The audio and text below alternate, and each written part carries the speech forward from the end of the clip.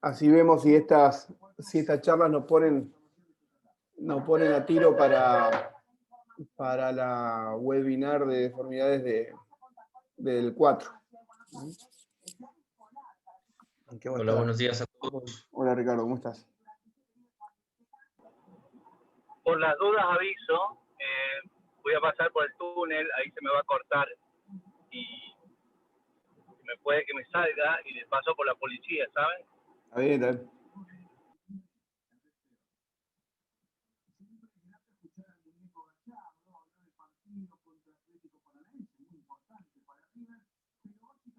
Anda compartiendo la pantalla, Julio, así arrancado, pues ya estamos. Pues después, aparte, Ricardo va a dar la otra actualización.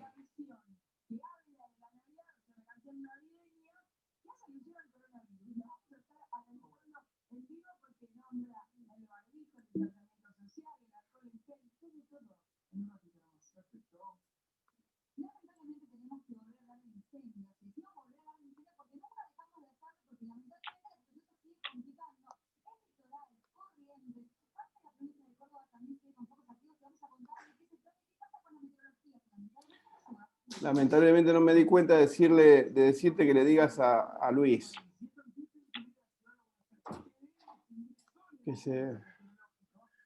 que escuche esta. Bueno, empecemos nomás, Julio.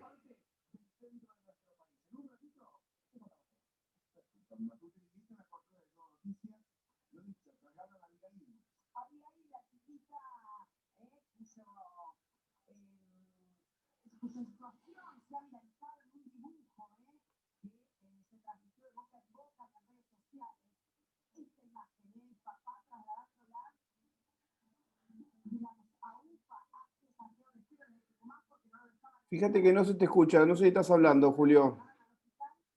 Pues tenés el micrófono abierto, pero no te escuchamos.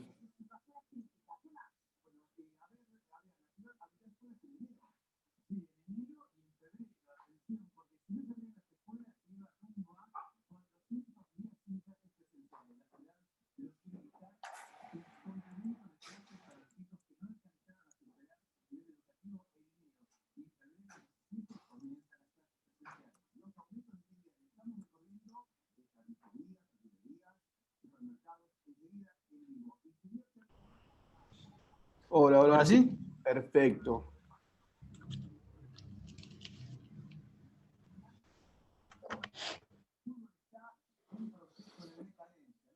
Recordemos que estamos tratando de seguir el programa, ¿verdad?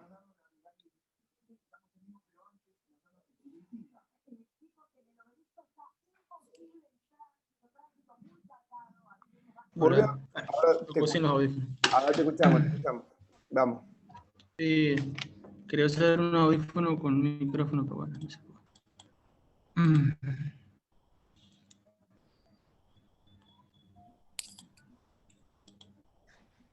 Listo.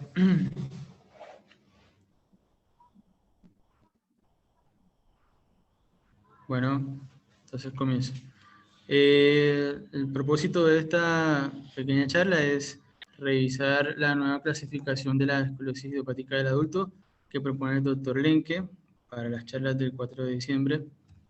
Quería empezar con lo que hablaban primero como diagnóstico de la esclerosis idiopática del adulto, que es la que se presenta en una persona con madurez esquelética, con un ángulo de Cobb mayor de 10 grados en el plano coronal, que hay diferentes tipos de esclerosis idiopática, tipo 1, 2, 3, dependiendo si es de novo, si es la progresión de una esclerosis idiopática del adulto previa, u otras que están asociadas a trastornos lumbopélvicos o metabólicas más atritiva simétrica.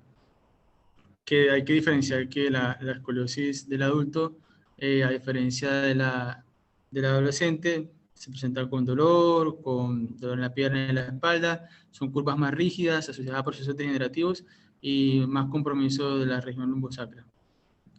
Quería poner esto porque bueno, la nueva clasificación está muy asociada con la del Lenke del adolescente, donde hablaban de una curva mayor, curvas estructurales y curvas menores no estructurales, dependiendo del ángulo de Cobb y la rigidez de esta. La curva mayor es la del ángulo más grande, de Cobb más grande, Las curvas menores estructurales son las que tienen una rigidez mayor a 25 grados, que se mantienen en las radiografías en Bending, y o con psicosis de mayor a 20 grados en los segmentos de T2 a T5 y T10 a L2.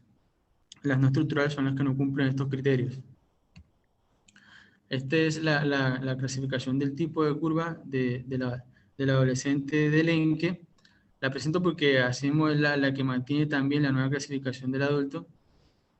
Los modificadores que planteaban en la del adolescente eran si la curva lumbar tocaba, no tocaba o se lateralizaba en la región de la concavidad de la línea sacra media, y también de los modificadores de balance sagital torácico que presentaban en la del adolescente. Todavía no hemos entrado en la del adulto, que era la cifosis, si era hiposifótica, normal o con hipercifosis.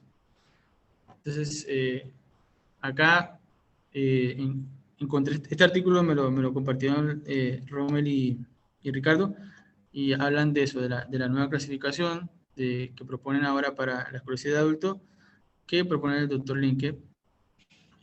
Los objetivos que plantearon para buscar una nueva clasificación era que fuera fácil de usar, que tuviera una buena validez y que fuera aplicable a las deformidades del adulto. Tiene los componentes de estas son el tipo de curva, que son iguales, totalmente iguales a las curvas que tenía la clasificación del adolescente de la 1 a la 6. Adicionan ahora un modificador lumbosacro y uno del balance global.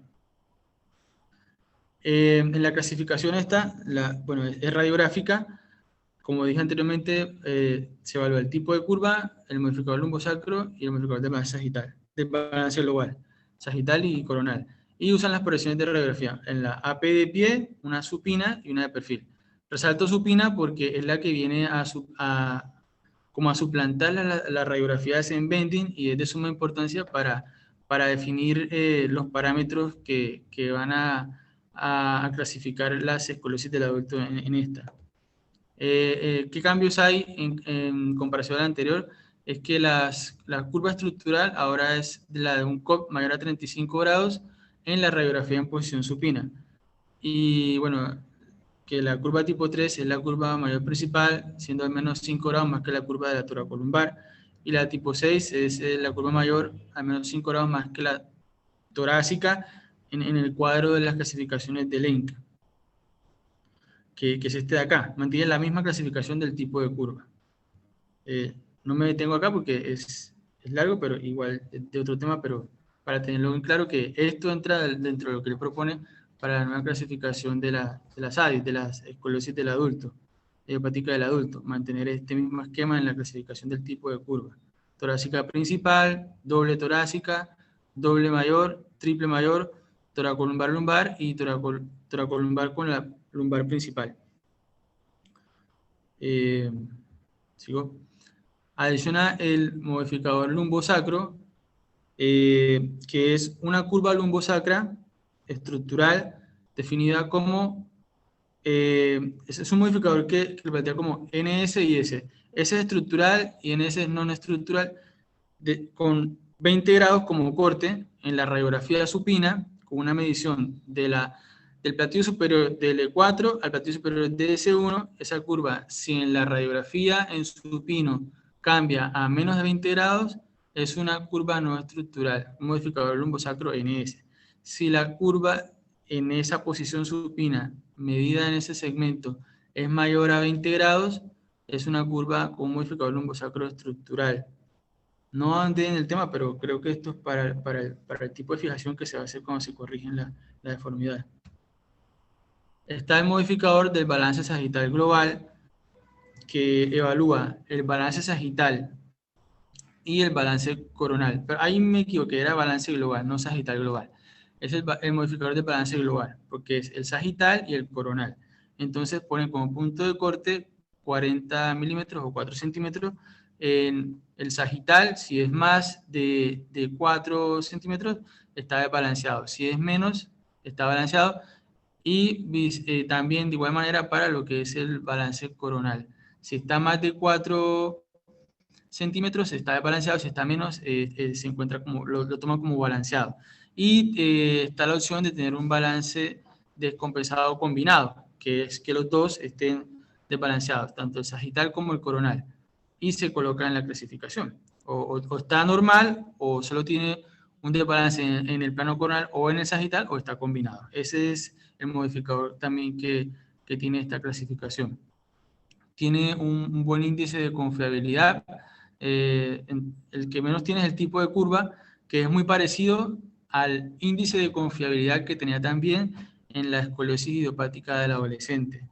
Y son muy, o sea, lo que menciona este artículo es que las clasificaciones previas tienen menores índices de confiabilidad, tanto inter o intraobservador, y que creo yo que esto es lo que hace él que se atreva como a plantearla como la nueva clasificación, y para adaptarla, pues la idea de tener una clasificación que sea fácil de usar y con un buen índice de confiabilidad es poder generar más estudios y poder estar más en sintonía todos de acuerdo cuando se habla a una deformidad del adulto tipo escoliosis.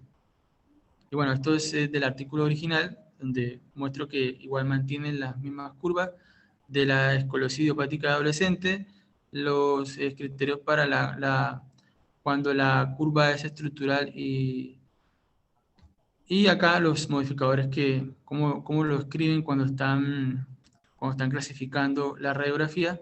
Y también traje acá un ejemplo traído de ese artículo de cómo consignar la clasificación. Entonces, por ejemplo, este es una persona, un adulto, un hombre adulto de 25 años, con una curva 1NS alineada.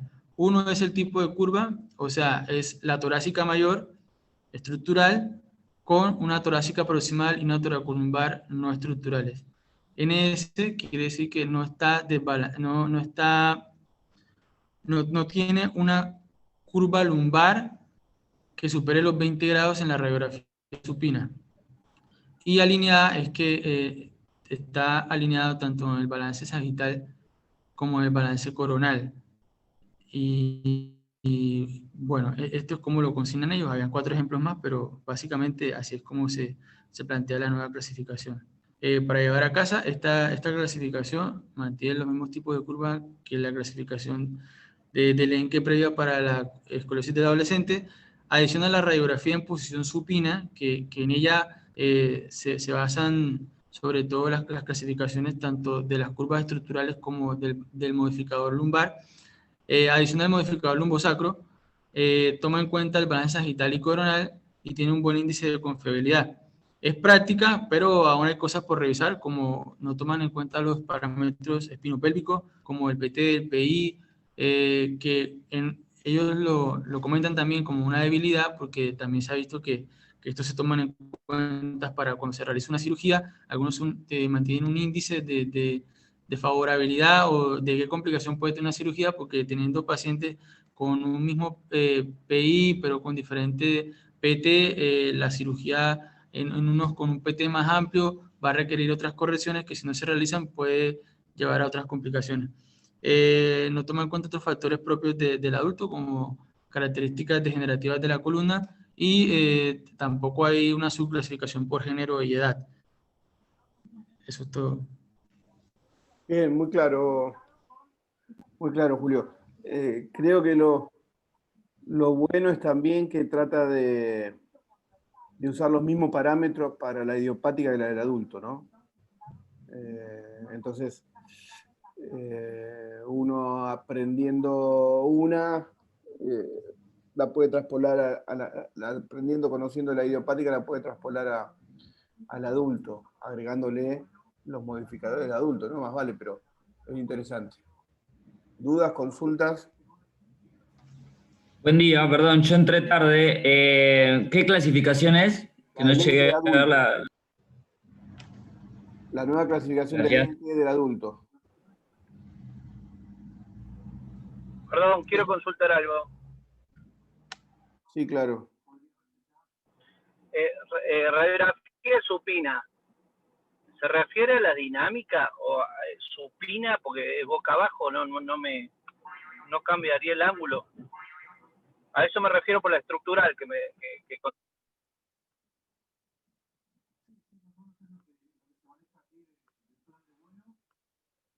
Julio.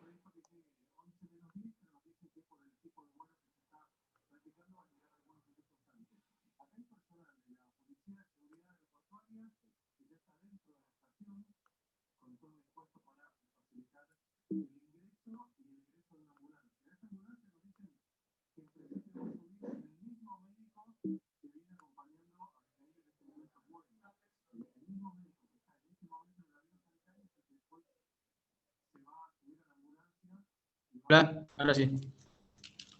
Sí, la radiografía supina es la que es boca arriba, ¿no? Yo creo que lo vi así, era paciente acostado y cómodo, se ve si cambia o no cambia la curva de la región lumbosacra, que viene a suplantar las que son en bendis lateralizadas.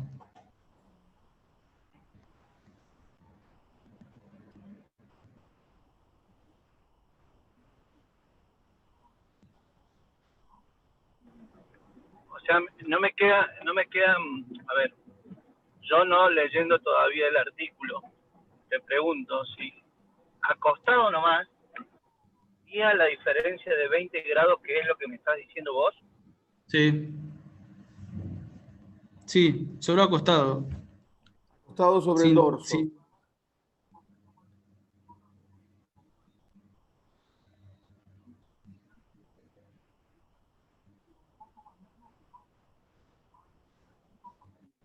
Hola. Doc, Sí, cuando estuve buscando esto también encontré el video de YouTube donde él también presenta la clasificación y esa también fue una pregunta que le hicieron. Si cuando la persona se tomaba la radiografía supina había que hacerle tracción o algo para tratar de corregir la curva, él dijo que no, solamente hay que acostarlo y que esté cómodo para hacer la radiografía. acostado boca arriba. Sí. Gente, ahí compartí 2 artículos. El primero, ignórenlo. El primero era otra cosa. Pero el segundo es este artículo que nos puso en evidencia hoy Julio. Nico, viste que el 4 hay, el 4 hay una webinar. En realidad no es más larga que una webinar, pero es una actividad, una actividad virtual manejado por Lenke, por Schwab, por Jaffrey, sobre escoliosis del adulto. Entonces, para estar un poco más en tema, dividimos el temario, el programa, y estamos tratando de ver qué dicen cada uno de los exponentes del tema, ¿no? Por eso, el primer punto que se toca es la nueva clasificación. Y ahora viene el por qué está concatenado el resto de las charlas.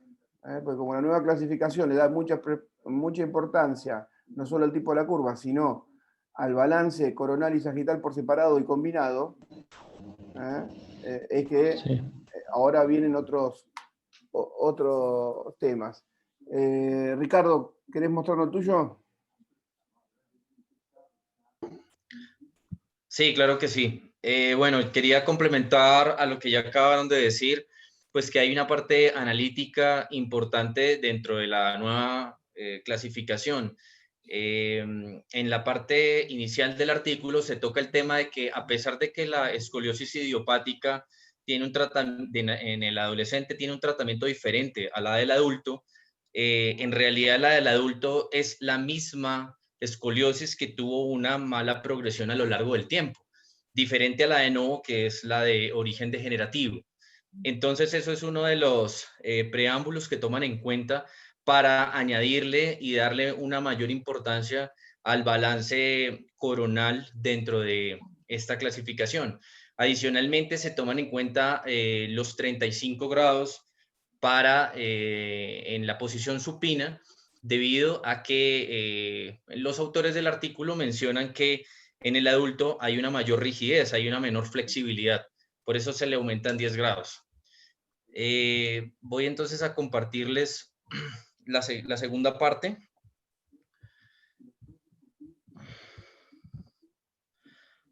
¿Se ve? Sí, sí. Bueno, realmente creo que este es el origen a toda la parte analítica que ya nos comentó Julio de la clasificación idiopática de la escoliosis en el adulto. Es ver desde los orígenes, ver cuál es la importancia del balance coronal, y a pesar de que el título en el simposio de deformidad espinal está asociado a escoliosis idiopática únicamente del adolescente, al revisar los trabajos de los diferentes autores y el doctor Muniz Gupta, yo encontré que es muy importante también el balance en el adulto y que no se pueden ver realmente como una entidad separada, sino que la segunda parte es una progresión de la primera. Como parte introductoria, la Sociedad de Escoliosis, la Sociedad Mundial, nos describe a qué se refiere el término de compensación. Es muy importante tener en cuenta el balance coronal como la posición que tiene la cabeza sobre la pelvis de todos los pacientes, y va a ser muy importante para la toma de decisiones, para la determinación de los niveles de fusión y para detectar a tiempo las complicaciones que estos pacientes pueden tener en la cirugía. Entonces, esa compensación se refiere a la alineación vertical de C7 respecto al punto medio que se encuentra en el sacro, esta línea vertical. Y lo que tradicionalmente se ha manejado es que existe un imbalance cuando esto es mayor de 2 centímetros, o algunos trabajos mencionan 15 milímetros de longitud. Dentro de los parámetros radiológicos estipulados para el estudio del balance coronal, no solamente se encuentra esta línea, sino que es muy importante tener en cuenta el tilt de T1, la altura de los hombros, y la oblicuidad pélvica, que es la línea que une las crestas ilíacas, ese ángulo que se forma respecto a la línea horizontal. Entonces, principalmente cuando esa línea está desplazada hacia los lados, más de 2 centímetros, es que hablamos de un imbalance coronal que debe ser a su vez siempre evaluado con el sagital, ambos al tiempo. Entonces, en este trabajo, que es un estudio de 120 pacientes con escoliosis idiopática del adolescente, que realizan en hospitales de París y en Teherán entre el 2000 y el 2015, con estos criterios de inclusión, como una curva torácica mayor de 45 grados o una lumbar mayor de 40 grados en pacientes inmaduros, ellos encuentran algo importante, y es que al hacerle un seguimiento radiológico a los pacientes que son llevados a cirugía, encuentran que inicialmente el comportamiento de la curva es que hay una corrección del ángulo de Cobb, pero que sin embargo quieren ver cómo se comporta el balance coronal.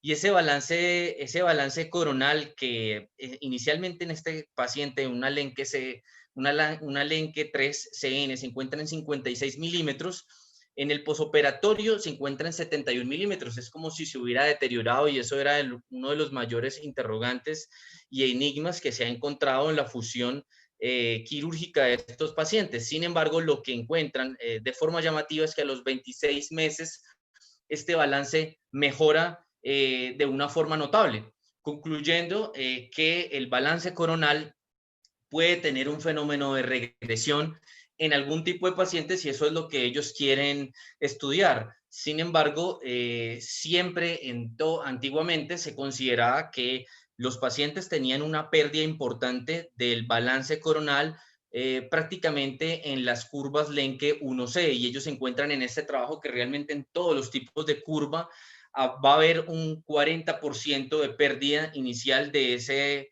balance, principalmente en pacientes a los que se le realiza una fusión torácica selectiva, pero que podría recuperar con el paso del tiempo. Entonces, una de las consideraciones más importantes es que el balance coronal debe ser tenido en cuenta para la planificación prequirúrgica, y que su sobrecorrección también puede traer problemas tanto en el balance sagital como en el balance coronal. Entonces, la recomendación que nos hacen es hacer una evaluación radiológica intraoperatoria y realizar unas maniobras de compresión y de tracción a nivel de la barra con la última vértebra instrumentada, y esta forma a ver qué tan rígida o qué tan flexible es la curva intraoperatoriamente, para considerar el nivel de la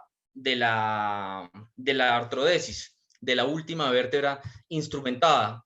Entonces, en este trabajo presentado este año, estos autores chinos se hacen una pregunta, y el planteamiento es que realmente si existe una verdadera correlación entre el balance sagital y el balance coronal en pacientes con escoliosis idiopática del adolescente, y hacen un seguimiento de 103 pacientes tomando los parámetros espinopélvicos y tomando los parámetros radiológicos para la medición de la altura de los hombros, de la oblicuidad pélvica y el balance coronal. Y ellos realizan un fenómeno matemático, hacen un análisis multivariado, que esto epidemiológicamente se llama una correlación canónica, en la cual se toman dos grupos de variables, tanto dependientes como independientes, en dos grupos, se comparan entre sí mismas y se mira si existe una relación o no. Y encontraron que efectivamente existía una gran relación entre las dos. Luego, si se afecta el balance coronal, esto afecta también de forma negativa el balance sagital y viceversa. Por eso se tiene en cuenta el concepto de un balance global espinal que asocie estos dos tipos de balance y cuyo objetivo principal sea evitar las complicaciones en los pacientes y tener una alineación adecuada de columna para de esta forma tener la toma de las decisiones. Este es un trabajo también publicado en el 2018. Es un trabajo que, a pesar de que no es de escoliosis idiopática adolescente, nos habla de la importancia del balance coronal en los adultos, y se realiza un estudio multicéntrico retrospectivo donde se quiere ver la importancia que tiene ese balance coronal sobre los resultados funcionales de los pacientes y como escalas se toma los Westris, el SF36 y el SRS22. Se realiza un trabajo de 576 pacientes sin cirugía con una edad promedio de 58.8 años. Se utiliza la clasificación de Schwab para la determinación del tipo de escoliosis del adulto que tiene el paciente, y nos dan a conocer, nos muestran esta clasificación de Q, que no es más que el grado de ese balance coronal en los adultos. Recordar que pues en los adultos hay una mayor rigidez y que sin embargo si la columna, si ese balance se encuentra desplazado hacia la izquierda o hacia la derecha, hasta 2 centímetros o más de 3 centímetros, pues eso nos va a dar la severidad.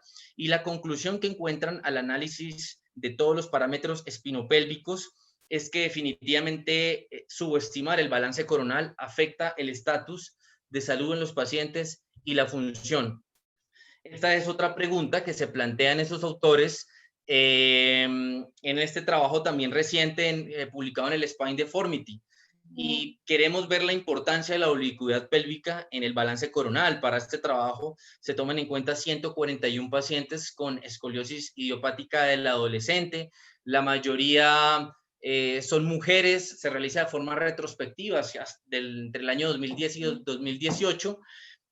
Toman en cuenta una oblicuidad pélvica como un ángulo igual o mayor a 3 grados, tomando como en cuenta las crestas ilíacas respecto a la línea horizontal, y ellos encuentran que definitivamente pues respecto al balance pélvico no hubo una alteración del balance coronal. Sin embargo, es muy importante determinar si la oblicuidad es izquierda o si es derecha, ya que en los casos en que la oblicuidad es derecha, en todos los pacientes encontraron que simultáneamente había un imbalance en los hombros. ¿Y esto en qué se traducía? Se traducía en un aumento de la fijación. Entonces ellos sugieren incluir dentro de la fusión L4 en pacientes con doble curvatura mayor que tengan una oblicuidad pélvica asociada al imbalance de hombros. Curiosamente, la izquierda no produce el imbalance de hombros y no es necesario en estos casos, no fue necesario en estos casos extender la fijación. En este otro trabajo es un estudio con una población importante, con una muestra de 954 pacientes. Este trabajo fue publicado en el Journal Pediatric Orthopedic el mes pasado, y los autores del grupo HARMS en Estados Unidos nos proponen un nuevo sistema de clasificación para el balance coronal en adolescentes.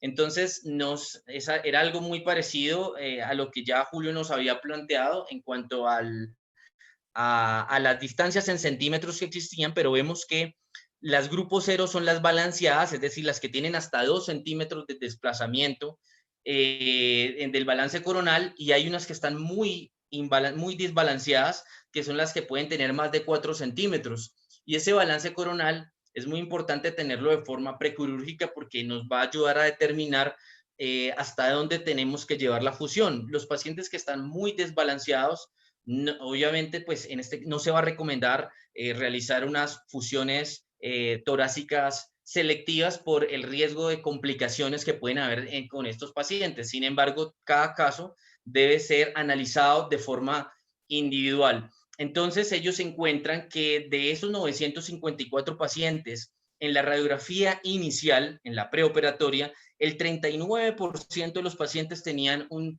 desbalance coronal, pero que cuando fueron intervenidos los pacientes, al hacerle el seguimiento radiológico durante 2 años, curiosamente mejoró un 27%, encontrando que hubo una mayor mejoría en los primeros 6 meses. Entonces, nos plantean un fenómeno de rebalanceo coronal, una teoría en la cual los pacientes, cuando están balanceados, los resultados van a ser muy satisfactorios en el posoperatorio, pero que sin embargo, a pesar de que hay una mejoría del balance coronal al finalizar esos 2 años, no es tan evidente cuando ese desplazamiento, es decir, esa falta de correlación entre la línea de C7 y la línea sacral media, pues va a ser mayor de 3 o 4 centímetros. Luego los resultados van a ser peores. Sin embargo, a pesar de que existe una mejoría, los autores recomiendan antes de los 2 años del posoperatorio evitar el uso de brace o cirugías de revisión. Y en este otro trabajo, un simposio de escoliosis del adolescente, donde nos quieren dar a entender en escoliosis idiopática cuál es la mejor corrección o qué es lo más óptimo que se puede realizar, porque viene la controversia en curvaturas, Lenke, 1C, y en general, como ya les mostré, todas las curvaturas pueden producir una alteración del balance coronal, pero queremos determinar realmente en qué pacientes podemos hacer una fijación selectiva, en cuáles sí y en cuáles no. Entonces, pues uno de los factores más importantes es el entrenamiento del cirujano, la técnica quirúrgica que utilice, pero acá en esta revista nos hablan de una regla de 2 de 3, es decir, cuando tenemos una curvatura torácica mayor estructural, debemos analizar respecto a la curvatura lumbar esta regla de 1.2, es decir, cuando esta curvatura torácica es el 20% o 1.2 veces superior a esa curvatura lumbar en el análisis del ángulo de Cobb, la rotación de la vértebra la más neutra o la traslación de la vértebra apical, se recomienda realizar una fijación selectiva, ya que se ha visto en los estudios que el balance coronal posoperatorio es adecuado y la tendencia es hacia la mejoría. Este sería como esa regla matemática para considerar en estos pacientes con el análisis del balance coronal si podemos realizar una fijación selectiva o no. Y pues ustedes ven ahí en el cuadro de la derecha que existen otros criterios también adicionales en cuanto pues a la localización de la curvatura. Entonces, resumiendo un poco y ya para terminar, les quiero comentar que es muy importante ese balance coronal, no solamente para la parte preoperatoria, sino que tiene una incidencia alta del 11.9% de anormalidades neuroaxiales en muchos pacientes, como en esta paciente de 12 años, que ustedes ven que tiene un imbalance coronal y que estaba asociado a una formación de Arnold-Chiari con una siringomelia cervical. Entonces, en este trabajo nos recomiendan que pacientes jóvenes con una simetría del reflejo abdominal superficial, no lo especifican muy bien la toma del reflejo durante el trabajo, pero asociado a un imbalance coronal mayor de 15 milímetros, recomiendan la toma de una resonancia. Y también la alteración en este balance coronal no solamente va a producir dolor lumbar y resultados malos en cirugía, sino que va a producir una alteración en la biomecánica de miembros inferiores. Algunos pacientes pueden tener más de acortamiento de 1 centímetro y pues alteración durante la marcha. Como conclusiones a estos trabajos que les acabo de mencionar, el entendimiento del balance global permitirá al cirujano de columna la toma de decisiones, la adecuada planificación preoperatoria y la determinación de los niveles de fusión.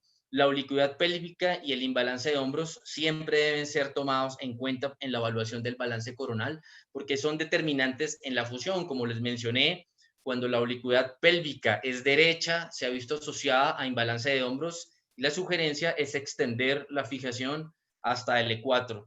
De todas formas, la fijación selectiva no puede tomarse como una norma para todos los pacientes, sino que debe haber un análisis detallado, no solamente la parte radiográfica, sino de quién es el paciente, si es un paciente deportista, si es un paciente que tiene comorbilidades para tomar la decisión. No realizar cirugías de revisión ni utilizar brace antes de los 2 años por el fenómeno de rebalanceo, resonancia nuclear magnética realmente en todos los casos, y la importancia de la curva del aprendizaje y el entrenamiento del cirujano.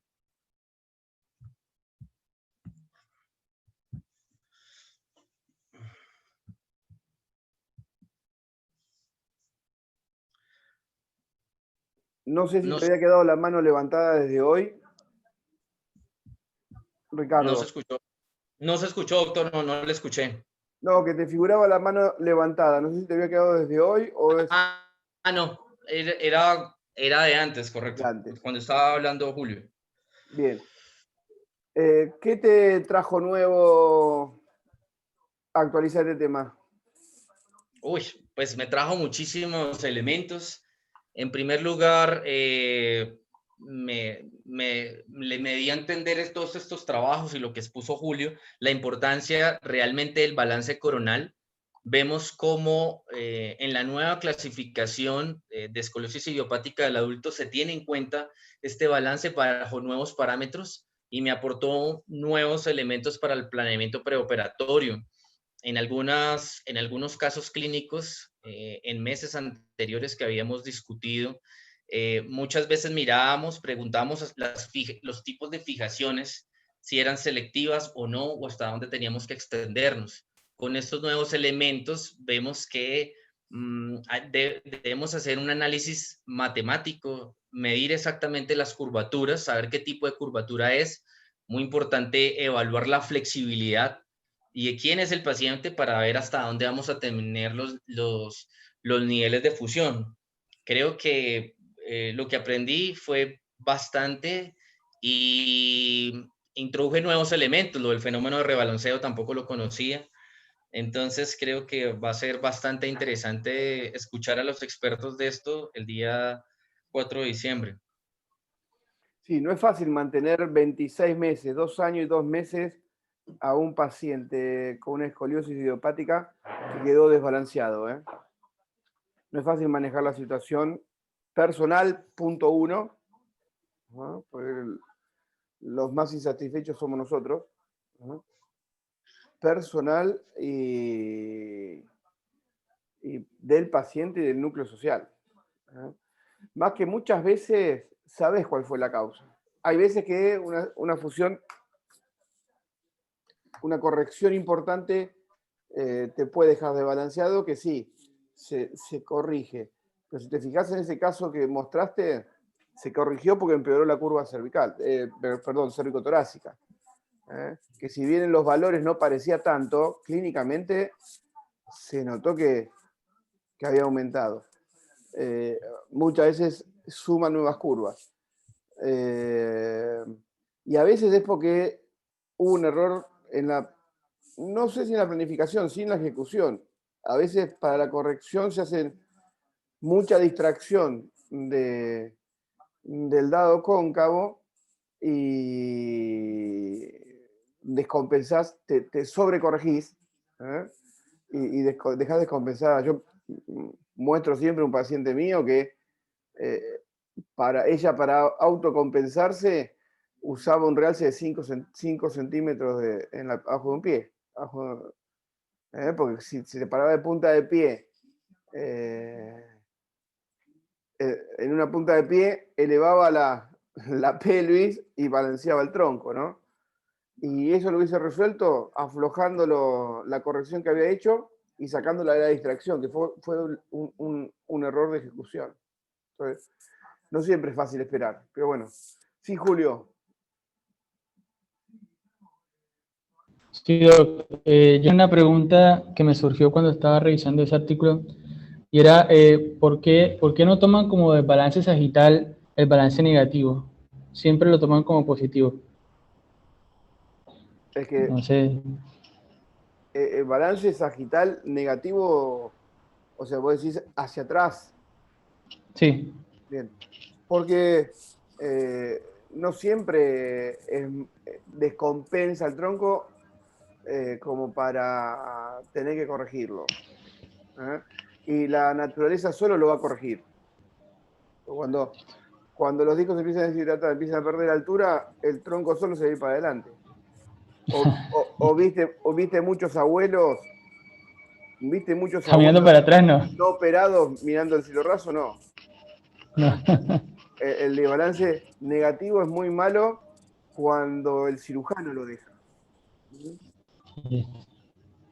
Por eso es importante planificar bien las osteotomías, por ejemplo, en cualquier columna rígida, principalmente en el poniente anquilosante.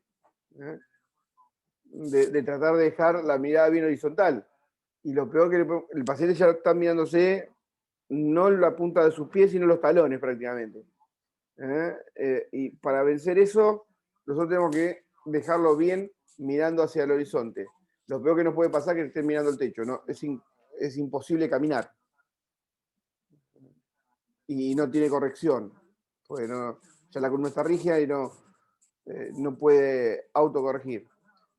Pero siempre se toma, si bien vos preparaste el cono de economía de Doucet y viste que es tanto para adelante, para atrás, para derecha y para izquierda, en los sagitales es el menos fisiológico, el más frecuente es el anterior. Sí, Juan. Felicitar primero, Julio y Ricardo, muy, muy buenas las exposiciones. Me quedaron algunas dudas con respecto a la cuestión del balance coronal.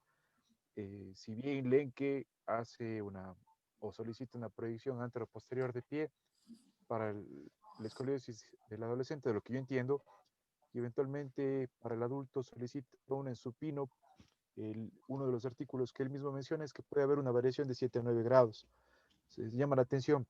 Entonces, en ese sentido, igual el balance coronal, según Lenke, para el adulto puede tener una modificación de hasta 40 milímetros de lo que explicó, perdón, 20 milímetros de lo que explicó Julio, pero Ricardo también presenta varios artículos que presentan distintas evaluaciones, 15 milímetros, 20 y algunos hasta 30 milímetros.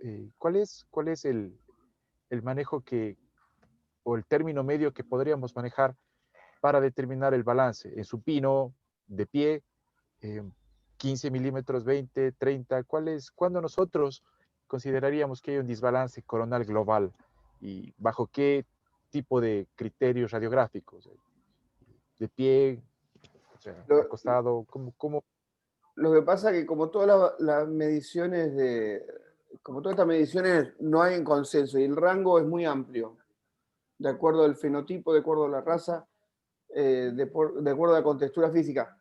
Por eso una de las críticas que le hizo Julio fue que no hay variación en diferencia al sexo, en diferencia a la edad y le podemos agregar contextura física.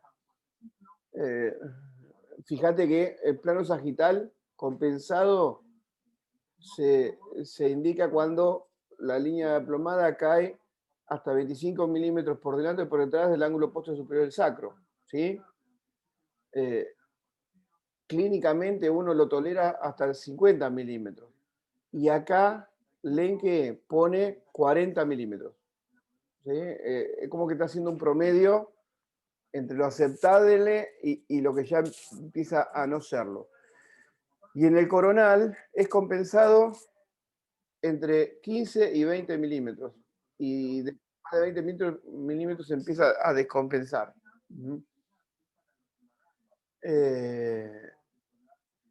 Después no hay tanta variación, de 20 a 30, pero habitualmente uno dice el parámetro por 2, qué sé yo, 25 milímetros en el plano sagital y se tolera hasta 50. Entonces, si vos tomás 1,5 en el plano coronal, hasta 3 se podría tomar como aceptable. ¿Qué yo? Pero no hay consenso, Juan. Vos sos el que más te preocupa siempre tener valores concretos. Y en medicina 2 más 2 nunca es 4. Más en los rangos espinopélvicos que hay en las medidas espinopélvicas que hay en todos rangos muy largos, muy grandes. Como decíamos el otro día, el día que tengamos los parámetros espinopélvicos para la población latina, los parámetros espinopélvicos para los africanos, para los anglosajones, o sea, cuando lo diferenciemos en mujer, hombre, en sexo y raza, quizás podamos hablar de valores más estrictos, pero estos que son globales, y cuando digo globales no es de la columna, sino es el mismo parámetro para uno de Indonesia que uno del norte de África y que qué sé yo, uno de Groenlandia. Le usamos la misma regla para todos. Entonces ahí no podemos ser tan estrictos.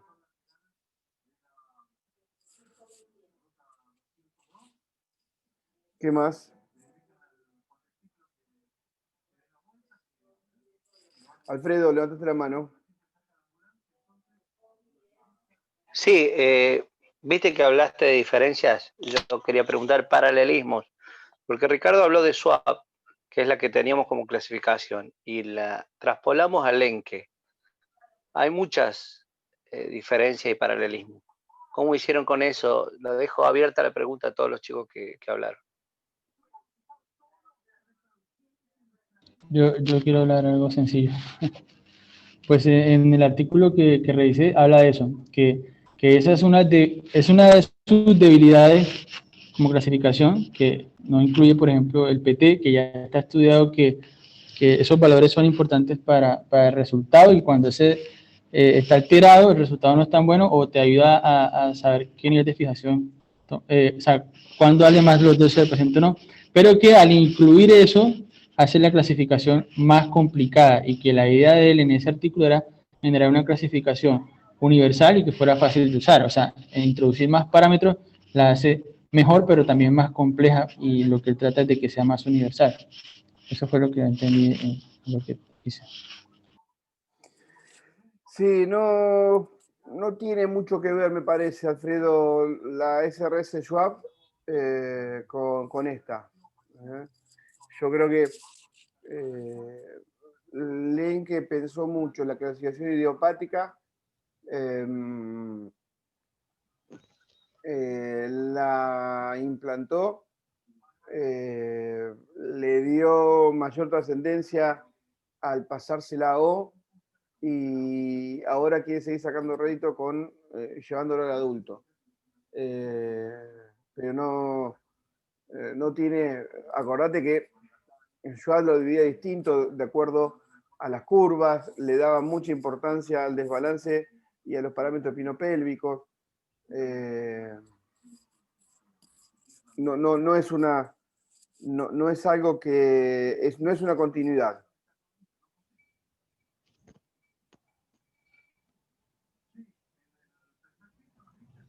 De lo que yo pude entender con respecto al Lenke adolescente, Lenke adultos y de SRS Schwab, es que en realidad Lenke le da mayor importancia, mejor dicho, Schwab le da mayor importancia al mismatch, le da mayor importancia al pavement tilt y al balance sagital global. No toma y en sí únicamente toma las curvas estructurales torácicas, lumbares y toracolumbares, si es que son mayores de 30, que es el límite que le da, o menores de 30. Entonces, leen que le aumentan las curvaturas, las clasificaciones de 3 a 6, y los modificadores como tal, pues son 3 en lenque de adolescente y entiendo que 2 en lenque adultos. Entonces, sí faltaría en lenque los modificadores espinopélvicos, y probablemente en Schwab faltaría más bien los modificadores coronales globales, que no los tiene. Lo que sí tiene es el modificador sagital global, y él le da como límite 0,4 como normal, 4,9.5 como una cruz, que se interpretaría como tolerable, y de 9.5 en adelante como 2 cruces, que interpreto, según lo que había mencionado, como inestable. Entonces, sí son valores que sí generan una variabilidad. Me imagino que el kappa, de acuerdo a los criterios de estos autores, siempre está por encima de 0,6, 0,6, 0,8 y llega hasta 0,9, pero ya en la práctica, no sé a qué valor regirme. Bien menciona usted, 2 más 2 no es 4, pero esa variabilidad probablemente dentro de los 2 años pueda generar el cambio de la perspectiva terapéutica. Sí llama la atención. Muy bien, ¿qué más?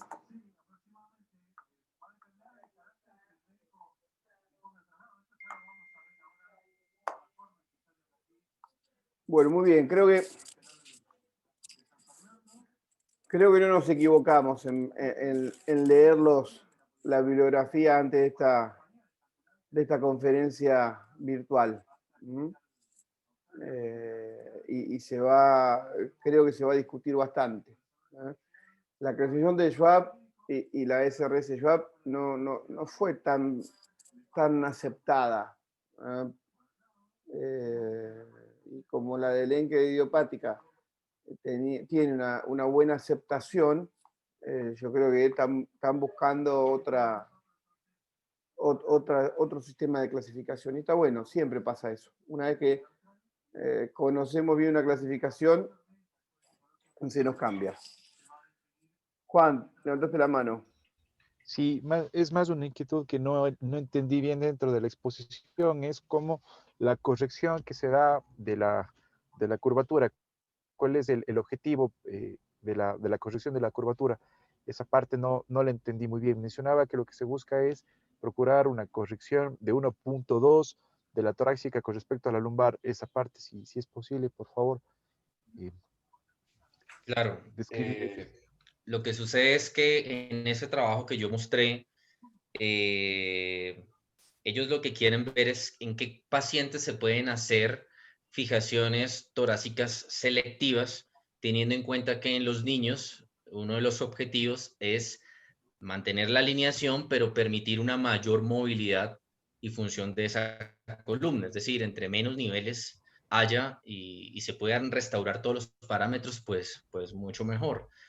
Obviamente, pues en los trabajos que revisé hablan acerca de las nuevas premisas que hay para la vértebra más proximal o la más distal, que no era la idea de esto, sino hablar de específicamente el balance coronal, pero lo que ellos toman es como el 1.2 radio, significa que esa curvatura torácica, Rommel, debe ser el 20% más grande en grados, o sea, el ángulo de Cobb, respecto a la lumbar, tanto en 2 de 3 características. ¿Cuáles son esas 3 características?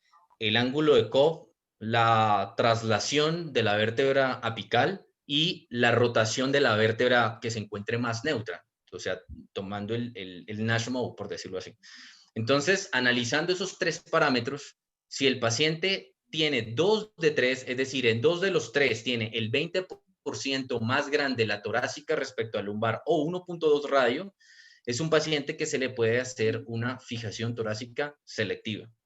Si no tiene esas características o si el paciente tiene un imbalance coronal muy grande, entonces el cirujano debe considerar la extensión más distal de la artrodesis.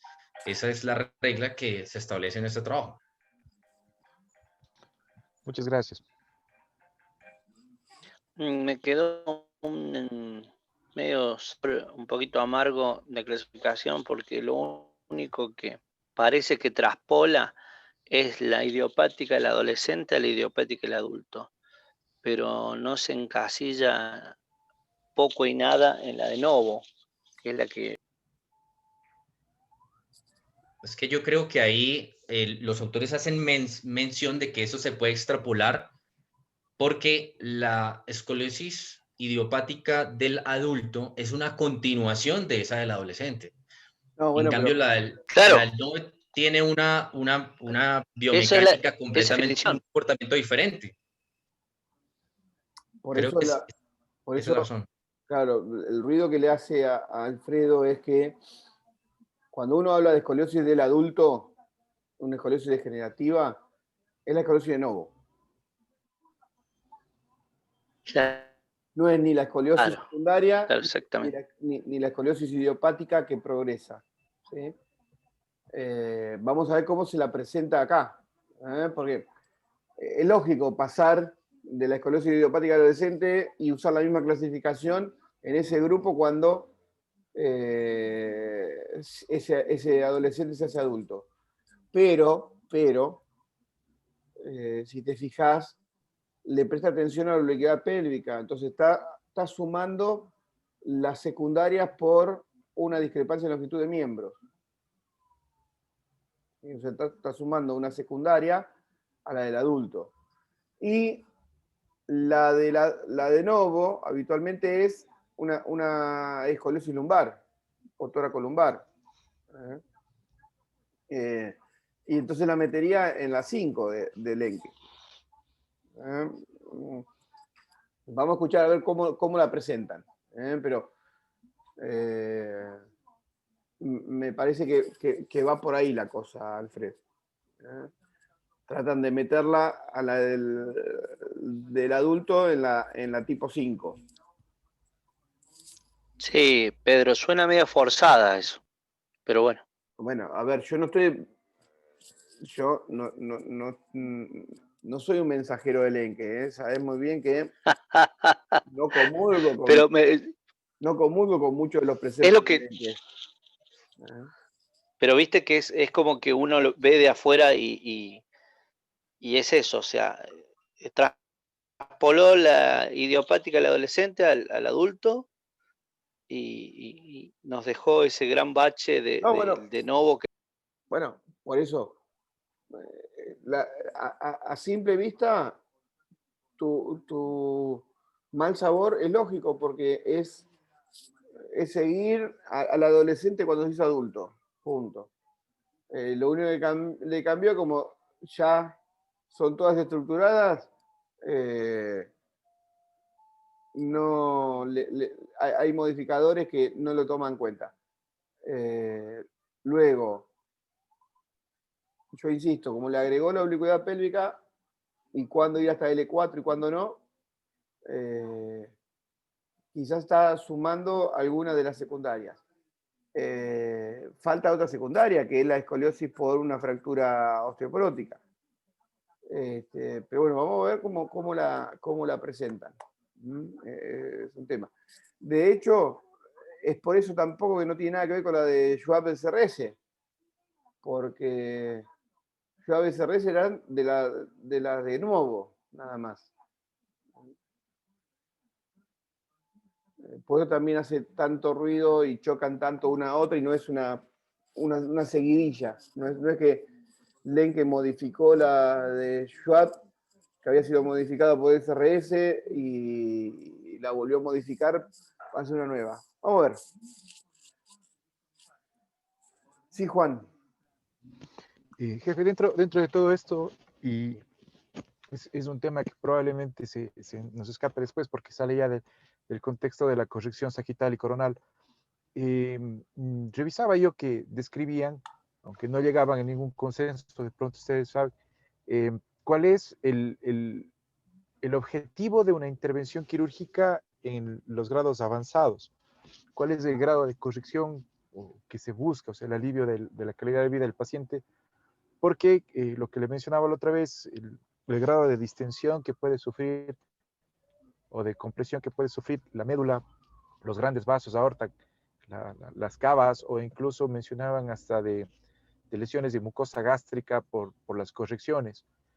Entonces, bajo circunstancias, el objetivo de una corrección dependerá de qué parámetros o en qué se basan para buscar llegar al 100%, al 90%, al 80%. ¿Cómo evalúan eso? Es que si nos basamos en los conceptos clásicos de Doucet, tenemos que meter la cabeza dentro del cono de estabilidad. Y cuanto más achicamos ese cono y sacamos todas las respuestas secundarias de compensación de cadera, rodilla y tobillo, vamos a hacer una postura más económica. Hay muchos trabajos que nos sugieren compensar, no corregir el valor angular exclusivamente, como se hace quizás en los chicos, en los adolescentes, perdón, sino que tratar de corregir el plano coronal y sagital, principalmente el sagital, para hacer una postura de pie lo más ergonómica posible. Hay muchos trabajos que han evaluado, hay uno, lo tengo que buscar, pero lo usamos mucho nosotros, y más para explicarle a los pacientes también. Hay un trabajo ya hace, Nico capaz que se acuerda, pero 6, 7 años, que evaluó la corrección de las deformidades en distintos momentos de la vida del paciente, ¿sí? Y fue quizás uno de los trabajos que avaló bajar el valor angular en las correcciones de las idiopáticas lumbares y toracolumbares. Entonces se evaluaban escoliosis de más de 35 grados a nivel lumbar operadas en los adolescentes y las escoliosis de mayor valor angular operadas en los adultos mayores. Y se veía que los que tenían menos tasa de complicaciones eran los adolescentes. Cuanto más joven operás y corregís la deformidad, menos tasa de complicaciones. Obviamente, podés tener una complicación neurológica seria que es muy compleja para el paciente. Podés tener un compás ortomesentérica en la corrección de una escoliosis idiopática que es muy complejo para el paciente. O sea, no es que no existen las complicaciones y que no son serias, sino que el riesgo, el porcentaje del riesgo es menor. Y con respecto a la calidad de vida, los adolescentes, cuanto más chico es el paciente, menos modifican las escalas de calidad de vida. En el otro extremo, los adultos mayores, y cuanto más mayores son, más riesgo de complicaciones hay. Llegando el porcentaje a más del 80%, desde fallas de material por la fragilidad ósea, infección en la herida quirúrgica, muerte. ¿Sí? El rango y la gravedad de complicaciones son mayores cuanto mayor es el paciente. Pero desde el análisis de la calidad de vida, los que más provecho le sacan a las cirugías son los adultos mayores. Que con un tronco discapacitado, con un balance sagital, un desbalance sagital, y cuanto mayor es, peor es, y un balance coronal descompensado, y cuanto más descompensado, peor es, discapacita mucho la calidad de vida del paciente. Y si uno lo equilibra, aunque no lo deje en cero, la calidad de vida mejora bastante para estos pacientes. Y por eso, como no modificamos, no corregimos solamente el valor angular de la deformidad, sino que lo que más tratamos de corregir es el desbalance sagital, es que las técnicas quirúrgicas y el uso de osteotomías está más, es más fértil en los adultos mayores. Y por eso volvemos a hacer cirugías complejas, dobles o triple abordaje para corregir una deformidad en el adulto. ¿Se entiende? Son estructuras rígidas, entonces hay que ir modificándolo. Y lo que tú dices de el riesgo de una lesión vascular por una aorta calcificada, el riesgo de una lesión de un compás aorto-mesentérico por una corrección importante del balance sagital, también es para tener en cuenta. Pero bueno, por eso las osteotomías de acortamiento. Acortamos el estuche óseo para lograr corrección y que no sufra el contenido nervioso de la columna. ¿Mm? Bueno, muy bien, muy productivo la mañana. Sí, Juan. Perdón, les molesto tanto. Me llama un poquito también la atención con respecto a las clasificaciones. Casi todas utilizan los ángulos de corrección sagital y coronal globales. Pero también hay literatura que describe la traslación y la rotación. Existe la posibilidad de que, bueno, me imagino que debe haber, que estén vértebras en traslación, pero sin deformidades angulares. Se considera una traslación, entiendo yo, mayor a 6 milímetros, en sí inestable. Y la rotación también, un Nash Mode tipo 2, como inestabilidad. ¿Corroboramos eso o tiene otro criterio, jefe? No, ya desde el primero que clasificó la escoliosis del adulto, dijo que la indicación quirúrgica es con una traslación mayor, una laterodiestesis mayor a 6 milímetros. Así eso sigue estando, ya es inestable. Inicialmente inicialmente las escoliosis del adulto sin grande laterodiestesis tienen poca rotación. Y es quizás con una traslación de más de 6 milímetros que hay una solución rotatoria y ahí se descompensa la rotación y aparece la rotación en la escoliosis del adulto. Pero sí, eso se debe tener en cuenta. Muy bien, gente. Nos vemos mañana. No, mañana no, el jueves, perdón. Vamos a la Chao, hasta luego. Muchas gracias. Excelente todo.